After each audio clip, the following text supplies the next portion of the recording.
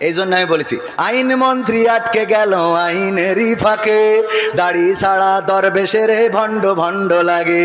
শুনছি কত নেতা নেত্রী খাইতেছে ভাই ডান্ডা, বিচারপতি কালামানিকের ফাটিয়েছে আন্ডা। পলকের ঝলক গেল, পলকের ঝলক গেল থামিয়ে নেটের চাকা, তাদের ছাড়া দেশটা এখন লাগে ফাঁকা ফাঁকা, ওদের ছাড়া দেশটা এখন লাগে ফাঁকা ফাঁকা। কই গেল সেই সংসদেতে মমতাজের গান, কোথায় গেল হজরত বলা শামীম ওসমান? খেলা হবে, আসো খেলবো, মনে আছে আপনাদের? কই গেল সেই সংসদেতে মমতাজের গান, কোথায় গেল হজরত বলা শামীম ওসমান? ইনু মেনন দীপু মনি আছে কারাগারে, বাপ করিলেও পাপ কখনো ছাড়ে কি আর তারে।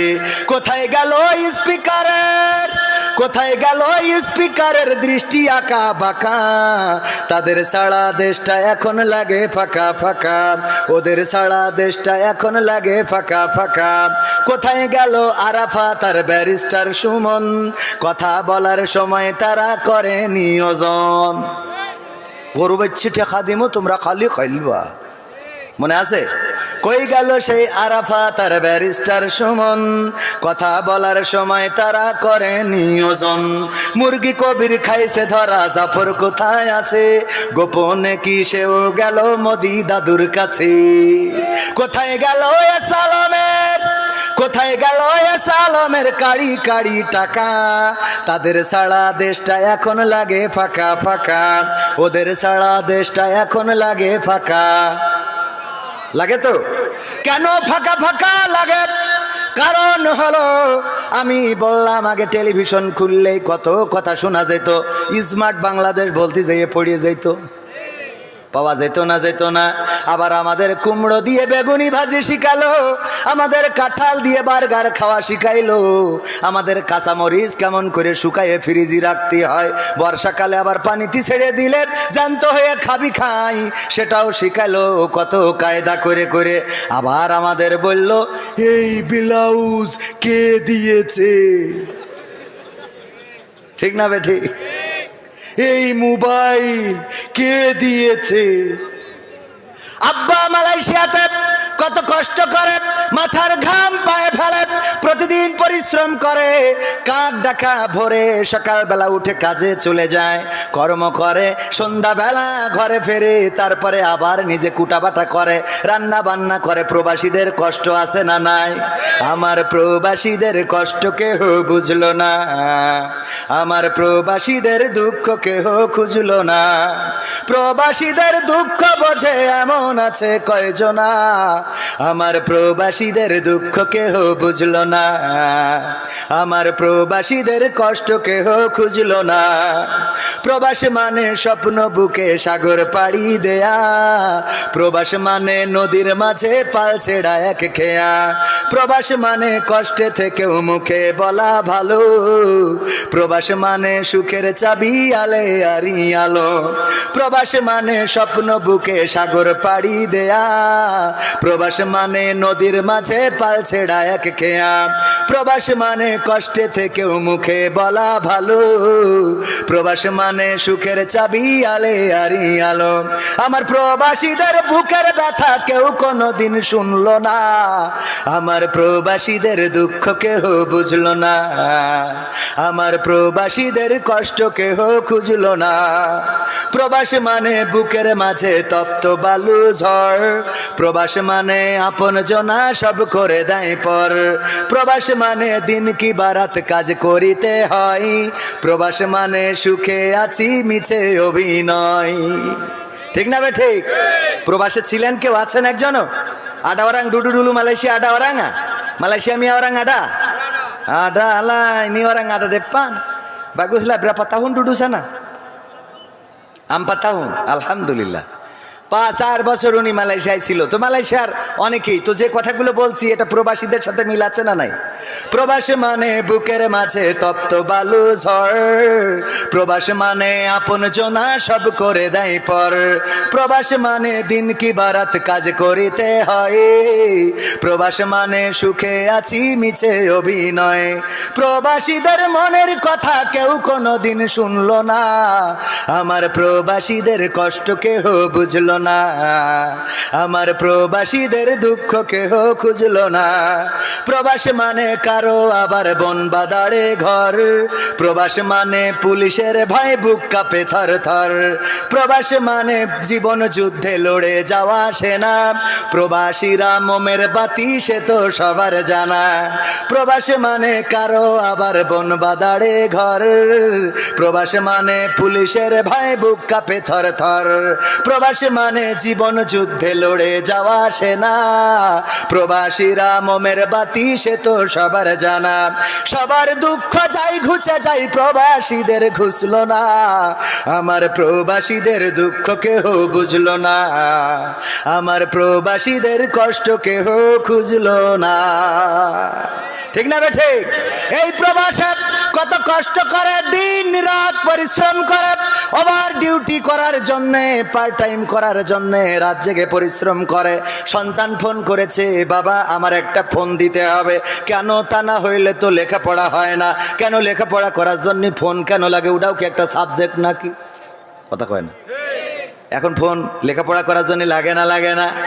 আজকালকের ছেলেরা বই নিয়ে আর বসে না, ও বাবা গুগলে সার্চ করিয়া পড়ি। ওরে কালের মেয়েরা কোরআন হাদিস ধরে না, এখনকার মা বোনেরা এই আল কোরআন পড়ে না, ও আল্লাহ টিকটকে ভিডিও ওরা করে। কথা কয় না। এই ঠিক বললাম না বেঠিক? বসা মানুষ বাদ দেন, দাঁড়ানোরা বলেন ঠিক না বেঠিক? ওই কটা বলিনি, এই বলেন ঠিক না বেঠিক? ওই কটা লোক বলেন ঠিক না বেঠিক? হ্যাঁ, আপনারা দাঁড়ায় আছেন, তারপরেও তো আপনারা আমাদেরই লোক, ঠিক না? ওরাও আমাদের লোক, ঠিক না বেঠিক? আজকালকের ছেলেরা বই নিয়ে আর বসে না, ও বাবা গুগলে সার্চ করিয়া পড়ে। ওরে কালের মেয়েরা কোরআন হাদিস ধরে না, এখনকার মা বোনেরা কোরআন হাদিস পড়ে না, ও আল্লাহ টিকটকে ভিডিও ওরা করে। আজকালকের ছেলেরা বই নিয়ে আর বসে না, মোবাইলে সার্চ করিয়া পড়ে। আগের সময় প্রেম করিলে আব্দুল্লাহ আল মামুন ভাই বলতো পাইছো কি, এখন বলে শখ করিয়া বাবু তুমি খাইছো কি। বাবু বলে তো, বাবু তুমি খাইয়াছ? আরে বাবা দিলকে আছে না নাই? বাবু তুমি কি আজ খাইয়াছ? না খাই না, ফিডার খাবো। আগের সময় প্রেম করিলে বলতো লোকে পাইছো কি, এখন বলে শখ করিয়া বাবু তুমি খাইছো কি। লজ্জা শরম নাই, আইলাম কোন জামানাই, লজ্জা শরম নাই, আইলাম কোন জামানাই, ভবিষ্যৎ দেখি অন্ধকারে।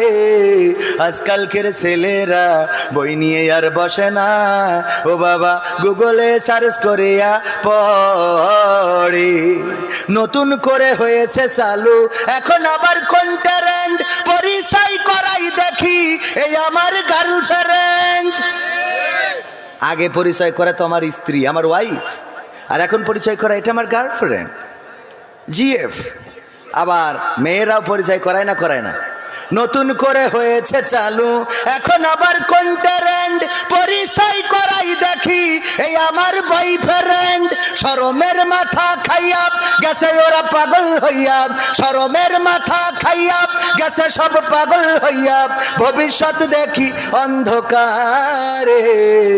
আজকালকের ছেলেরা বই নিয়ে আর বসে না, ও বাবা গুগলে সার্চ করিয়া পড়ি। ঠিক না বেঠিক? এই কথা কেন বললাম? বাবা বিদেশ থেকে সন্তানের পড়ার জন্যে কষ্ট করে মাথার ঘাম পায়ে ফেলে, তারপরে মাথার ঘাম পায়ে ফেলে টাকা উপার্জন করলো, তারপরে একটা মোবাইল সাথে করে নিয়ে আসছিল এয়ারপোর্টে, আবার আটকায়ে ওইটার জন্য ট্যাক্স নিল, নেয় না নেয় না? নতুন ফোন নিয়ে যাচ্ছেন, ট্যাক্স দেন, ভ্যাট দেন, সেইগুলো দিয়ে ফোনটা এনে সন্তানের হাতে দিয়েছে। হঠাৎ করে টেলিভিশন খুলেছে, দেখে ওখানে বলতেছে এই মোবাইল কে দিয়েছে? তো বলতে তাহলে আমি এতদিন মালয়েশিয়ায় করলাম কি?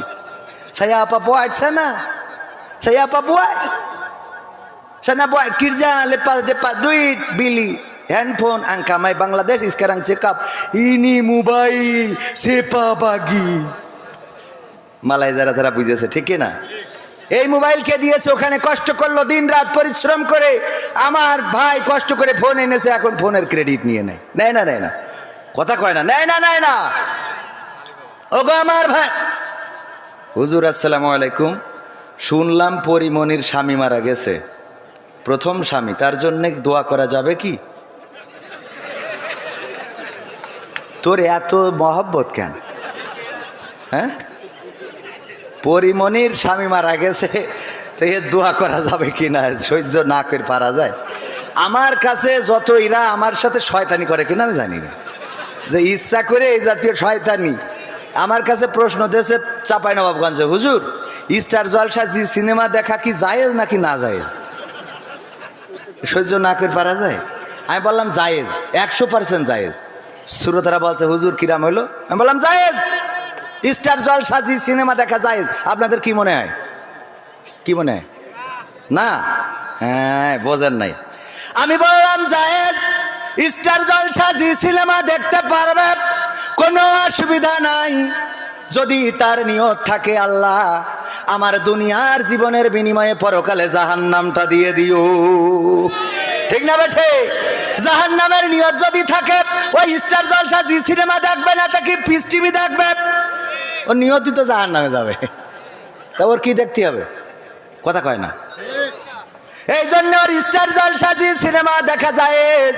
আর যদি কেউ মনে করে না দুনিয়ার জিন্দগির বিনিময়ে আল্লাহ যেন ক্ষমা করে দেন, আল্লাহ যেন মাফ করে দেন, তাইলে আমার মা বোনদের স্টার জলসা জি সিনেমা দেখা যাবে?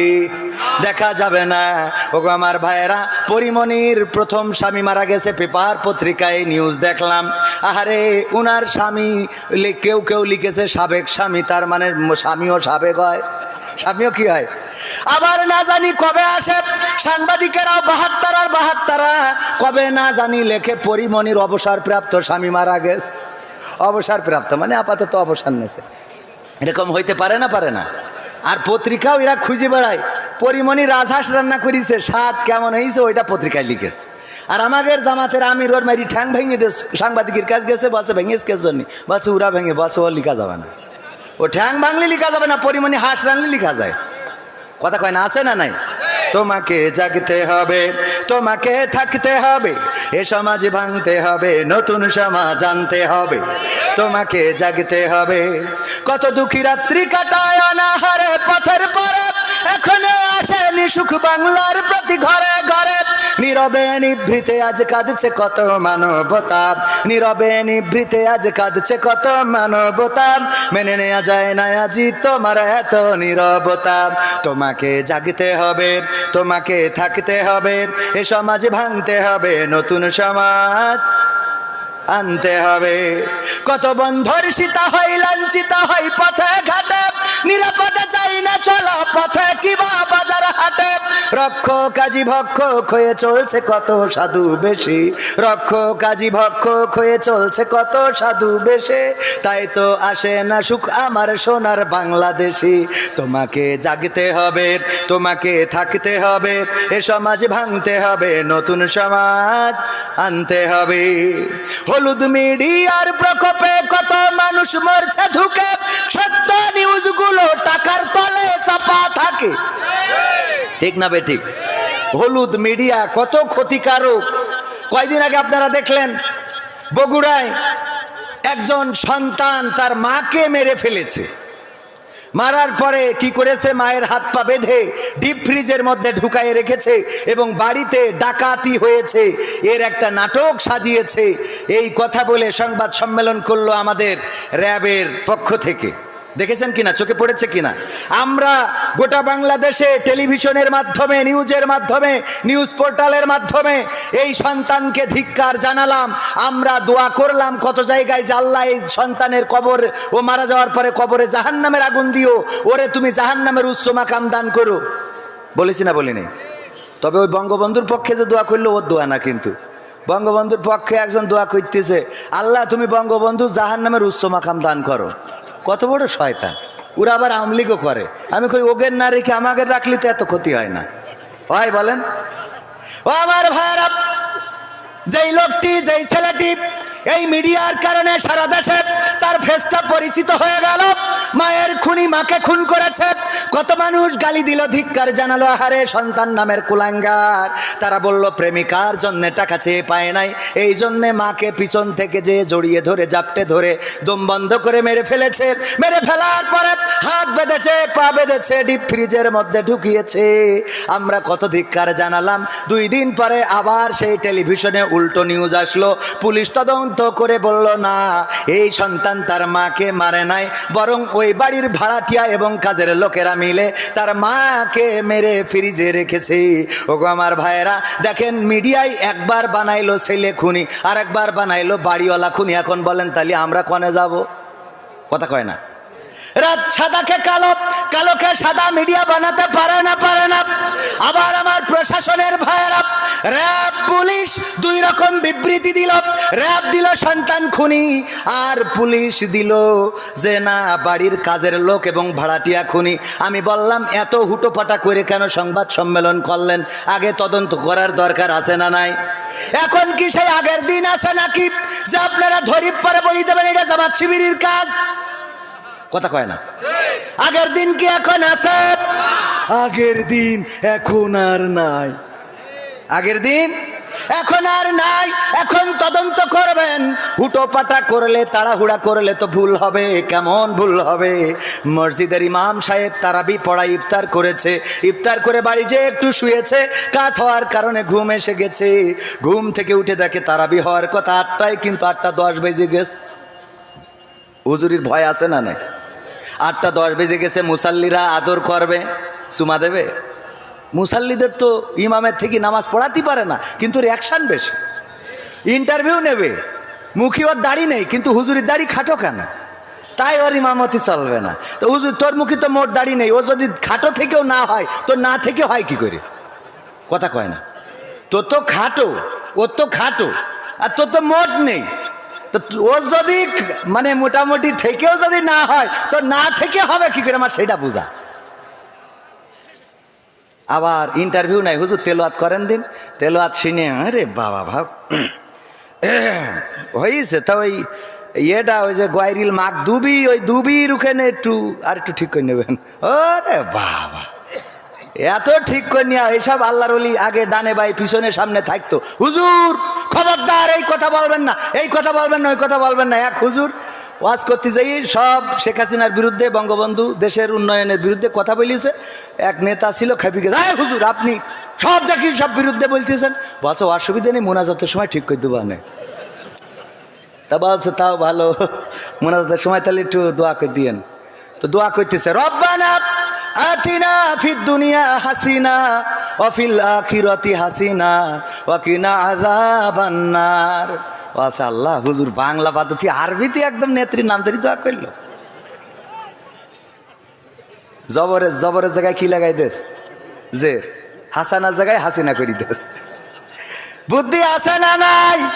আর উরা নাই ইন্টারভিউ যে হাসানা না হাসিনা এইটাও বোঝে না, সে আবার কি নাই ইন্টারভিউ।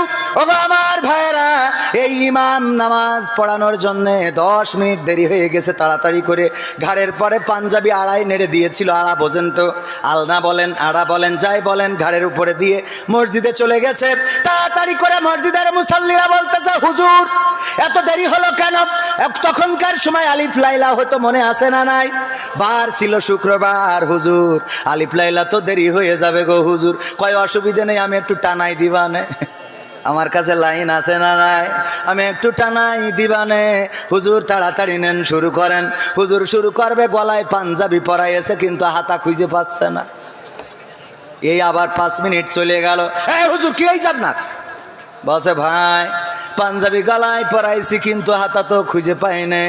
কয় হাতা খুঁজে পাচ্ছেন না, কারণটা কি? কয় কারণ কি তাও তো বুঝতেছি না। তখনকার বিদ্যুৎ ছিল না, হেরিকেনের আলো। হেরিকেন জোর দিয়ে বলছে হুজুরির গলার কাছে ধর, দেখ হাতা কনে খুঁজে দে। গলায় ধরি দেখে, ওরে বাবা জাত গেল বলো এ কোন আজব কারখানা। জাত গেল বলো। ও তাড়াহুড়া করে আসতি যে আলনায় ছিল বউয়ের ছায়া, ওই ডাইনে গলায় পরায় বসে রয়েছে। ওকে কিয়ামত পর্যন্ত আর হাতা খুঁজে আপনি বলেন পাওয়া যাবে? এই তাড়াহুড়া করা যাবে? তাড়াহুড়া করলে ক্ষতি আছে না নাই? তাড়াহুড়া করলে ক্ষতি। র্যাব দিল একরকম বিবৃতি, পুলিশ দিল আর একরকম বিবৃতি, আর একজন এসে যদি আর একরকম বিবৃতি দেয়, আহারে এটা তো ঠিক হবে না। এই জন্যে আগের মতো করা যাবে না। যেই কাজটা দেখবেন ওই কাজটা আগে যাচাই বাছাই করার দরকার আছে না নাই? সংবাদের সত্যতা অনুসন্ধান করা, যা শুনলো তাই প্রচার করলো, মিথ্যা বলার জন্য এতটুকু যথেষ্ট। এটা কার কথা? কয় আল্লাহ। মানে আল্লাহর ক্ষতি পারলেই বেঁচে গেলেন। আল্লাহর নবী সাল্লাল্লাহু আলাইহি সাল্লাম বর্ণিত হাদিস, আবু হুরায়রা রাদিয়াল্লাহু তাআলা আনহু বলেন, বিশ্ব নবী সাল্লাল্লাহু আলাইহি সাল্লাম বলেছেন, একজন মিথ্যাবাদী হওয়ার জন্য এতটুকু যথেষ্ট যে সে যা শুনলো তাই প্রচার করে বেড়ালো। আমাদের মধ্যে এই দোষ আছে না নাই? কার কার আছে হাত উঁচু করেন। কার কার আছে সেটা বলছি। তাও একজন আবেগে করি ফেলিল যে আমার আছে। বাবারে কার কার নেই, কার কার আমারও আছে। 1 নম্বর আমি, বাকিটা লাইন দেন আপনারা, ঠিক না বে ঠিক? যা শুনলাম তাই প্রচার করলাম। আমার গ্রামে একবার একজন বলছে, শুনি চাও, সে মারা গেছে হার্ট স্ট্রোক করে, আল্লাহ তার কবরকে ক্ষমা করুন। সুবাদে আমাদের খালু হয়, বলতেছে ও কবির শুনি চাও নাকি? বললাম কি? বলছে সাইদির মেয়ে বেরোয় গেছে। সাইদির মেয়ে? তখন ছোট মানুষ আমরা, তখন এত ওই মোবাইল অ্যান্ড্রয়েড ফোন নেই, ছোট মানুষ। সাইদির মেয়ে বেরোয় গেছে, একজন ছেলের সাথে প্রেম করে চলে গেছে রে। আমি বললাম হইতেও পারে। বাড়ি এসে মার সাথে বলছি, মা সাইদির মেয়ে নাকি বেরোয় গেছে। কছে তোমার আব্বা আসলে শুনবানে। আমার আব্বা বাড়ি আসার পরে বলছে সাইদির মেয়ে নাকি বেরোয় গেছে, অমুক বলেছে, সে আবার বিশেষ দলের লোক, মানে দাদাগের ওই অঞ্চলের লোক। বলতেছে সাইদির মেয়ে বেরোয় গেছে। বেরোয় যাওয়া বোঝেন তো, মানে আর একজনের সাথে চলে গেছে। ওগো আমার ভাইয়েরা, আমার আব্বা বলছে আল্লামা সাইদি রাহিমাহুল্লাহর 4 জন ছেলে সন্তান, মেয়ে বলেই তো সন্তান নেই। মেয়েই নেই। কি নেই? মেয়েই নেই। ওই যে দোয়া চাওয়ার মতো আছে, হুজুর এটা তো 3য়তম মাহফিল, এর আগেও 2বার মাহফিল হয়েছে, তা দোয়া চাই নিছি, তা এখনো বাচ্চা হইল না। তা আপনি একটু দোয়া করে দেন, যশোরের কাইসান হুজুর যেন আমার বাচ্চা হয়। তো এর আগে 2 হুজুর করি, তো হ্যাঁ করি। কোন হুজুর? তো আমি রামজার কুয়াকাটা হুজুর। ওকে দোয়া কবুল হয়নি, তা আমার দোয়া হবে না? আচ্ছা হুজুর একটু করি দেন। তা বিয়ে করেছেন কয় বছর? বলছে এখনো বিয়ে করি পারিনি, এখনো বিয়ে করি সারিনি, এখনো বিয়ে করি সারিনি। 2 বছর ধরে দোয়া আছে বাচ্চার জন্য। সহ্য না করি কনে যাবেন? যেই কথা বলছিলাম, পরিমণির প্রথম স্বামী মারা গেল, তার স্বামীর আবার সিরিয়াল আছে 1 2 3 4 5। যেগুলো প্রকাশ্যে সেগুলো তো এই, আর গোপনে কয়টা আছে সে আল্লাহ জানে আর ফেরেশতারা জানে। কিরামিন কাতিবিন জানে না? আমরা কি করি কি না করি খবর রাখে না। ইকরা কিতাবাকা কাফা বিনাফসিকাল ইয়াউমা আলাইকা হাসিবা। আল্লাহ বলছেন ওই পরকালের ময়দানে তোমাদের হাতে কিতাবটা ধরাই দেব। এই যে কিতাব তোমাদের বের করে প্রিন্ট করে দিয়ে দেব। নাও। এই লাইট বন্ধ করছে কেন? একবার মেরি ভালো বলো। ওগো আমার ভাইয়ের, আমি পাশের জেলার মানুষ। আগে আমরা সবাই জায়েদ ভাই ছিলাম, ঠিক না বে ঠিক? একসাথে ছিলাম, একই গোষ্ঠীর লোক, বৃহত্তর যশোর। আর কি যে হলো গোলমাল করি, মনে হয় ভাগাভাগি করিস নাকি? গোলমাল করিছে নড়াইল, মানে এটা দরকারের জন্য ভাগাভাগি করেছে। হ্যাঁ বেশি লোক বেশি এই গে, অসুবিধা নেই, তাও অসুবিধা নেই। তাহলে আমরা আগে কি ছিলাম? এক স্তর ছিলাম, এক গোষ্ঠীর লোক ছিলাম। ভাইয়েরা আমার পাশাপাশি, সুতরাং তেমন সমস্যা না। ও আমার ভাইয়েরা, এই যে বই, আমি যদি ধরে নেন শর্ট করি, আমাদের নেত্রী ঢুকে পড়ল, শর্ট করি ঢুকে পড়লি, তাদের পাওয়ার আসবে না? আসবে না। আমি বললাম, দেখো আমি তোমাদেরই লোক, এই বই দেখি বলবে যে তোরে বই তুই সব তো দেখছি, হ্যাঁ এমপিরা সব কোথায় গেল, ফাঁকা ফাঁকা লাগে, আছে না নাই? হ্যাঁ, আমি কি বল, এটা মানবে ওরা যে আমি ওদের লোক? কথা কয় না, মানবে? আমি তোমাদেরই লোক, মানবে? যতই আমি এইভাবে বলি তাও মানবে? আমি বললাম এর আগে, এই কণ্ঠ আল্লাহ রাব্বুল আলামিন দিয়েছেন, কণ্ঠ কপি করা। কেউ বলে বিকৃতি করা, না বিকৃতি করা না, কপি করা যায় না, যায় না। এই দক্ষতা দিয়েছেন কে? পাখির মতো ডাকতে পারে এমন মানুষ আছে না নাই? পাখি যেমন ডাকে, বিড়াল যেমন ডাকে, কুত্তা যেমন ডাকে, শিয়াল যেমন ডাকে, তেমন কপি করতে পারে এমন আছে না নাই? মিজানুর রহমান আজহারী ভাইয়ের মতো করে কপি করে ওয়াজ করে। আমরা বলি হযরত মাওলানা কপিউর রহমান সাহেব, আছে না নাই? আছে মানে কি, এখন তো মাহফিল হওয়ার জন্য এমন কায়দা করে। এই যে নীলফামারী গেলাম, যেই দেখি বিশাল বড় গেট করা, আমার ক্যামেরা পার্সনরা আছে, ওরা সাক্ষী, এমনকি ভিডিও করেও এনেছে। বিশাল বড় গেটের মাঝখানে হেলিকপ্টার আঁকায় ছবি দিয়ে লিখে দিয়েছে, বিশেষ আকর্ষণ হযরত মাওলানা হেলিকপ্টার সাহেব।